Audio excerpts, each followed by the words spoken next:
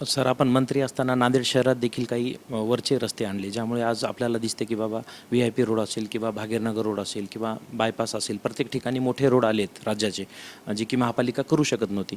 तर सर, नांदेडमध्ये शिक्षणाचा हब आहे, याशिवाय डॉक्टर लेनला 5 जिल्ह्यातून लोक येतात, त्यामुळे गर्दी खूप आहे, ट्रॅफिकचा प्रश्न मोठा आहे. तर राज कॉर्नर ते SP ऑफिस या रस्त्यावर काही प्रस्तावित मार्ग आहे का उड्डाणपुलाचा? माझ्या माहितीप्रमाणे तर अद्याप तर माझ्या नजरेस काय आलेलं नाही आहे. किंबहुना मधल्या काळात मी पालकमंत्री होतो याच्या अगोदर, त्यावेळेससुद्धा माझ्यासमोर असा विषय काही चर्चेमध्ये आलेला नाही आहे.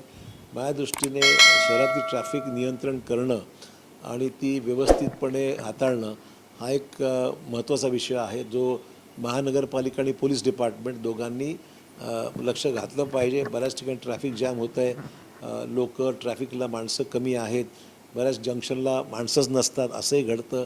आणि त्यामुळे नांदेडमध्ये हा विषय अर्जन्सी याला आहे आणि माझा प्रयत्न राहील की हे सगळं कसं ईज करता येईल, कसं सोपं करता येईल हा प्रयत्न. पण आता खरंच बोलायचं झालं तर आता राहिलाच महिनाभर नंतर निवडणुका आहे. सगळे राजकीय पक्ष हे इलेक्शन मोडमध्ये गेलेले आहेत आणि सरकारसुद्धा जवळपास इलेक्शन मोडमध्येच आहे.